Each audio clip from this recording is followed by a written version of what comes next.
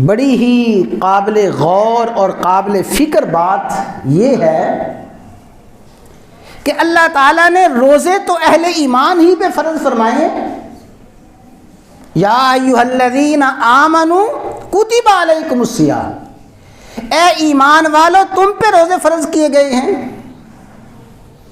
یا اللہ، جب آپ نے اہل ایمان پہ روزے فرض فرمائے ہیں، قیام بھی اہل ایمان کے لیے ہے، صیام بھی اہل ایمان کے لیے ہے، لیلۃ القدر کی عبادات بھی اہل ایمان کے لیے ہیں، پھر کیا فرمایا گیا؟ من صام رمضان ایمانا، جس نے ایمان کی حالت میں روزے رکھے، ایمان کی حالت میں قیام کیا، ایمان کی حالت میں شب قدر کی عبادات کی. حالانکہ یہ ساری کی ساری عبادات تو آپ نے اہل ایمان ہی کے لیے رکھی. بات اچھی طرح سمجھ لیں جی.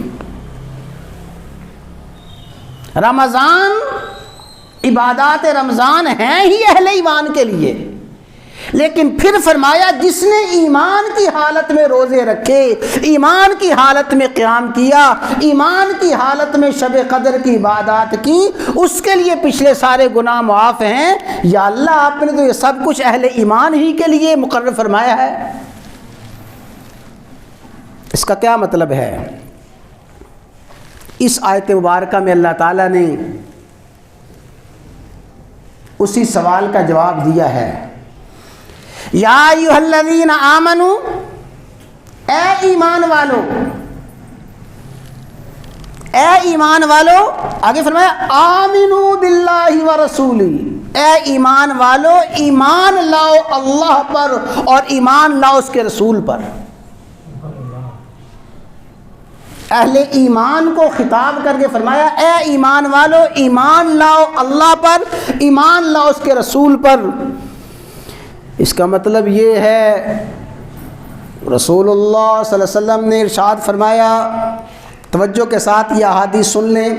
فرمایا ان الایمان لا یخلق فی جوف احدکم،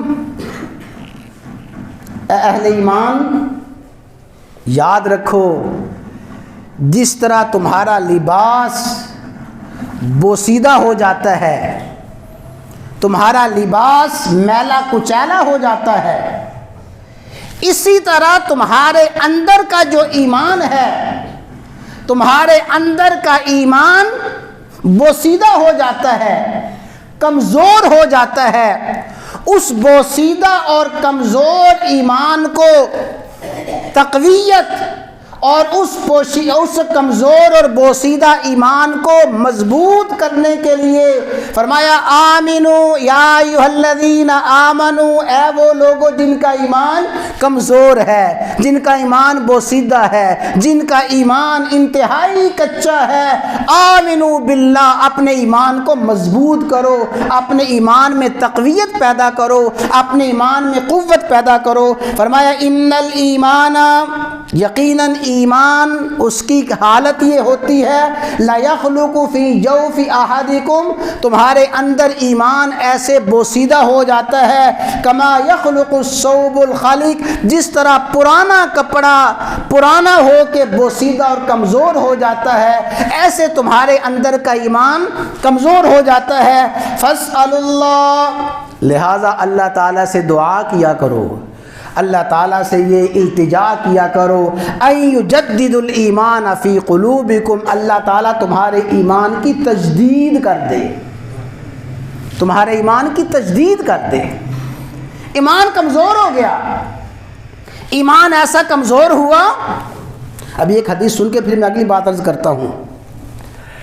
فرمایا جددوا ایمانکم، اے میرے امتیو اپنے ایمان کی تجدید کرتے رہو. بھئی ایمان کی کیا کرو؟ بولے ایمان کی تجدید کرتے رہو.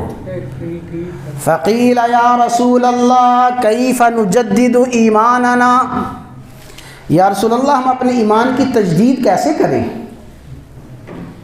ایمان کی تجدید کا طریقہ کیا ہے؟ فرمایا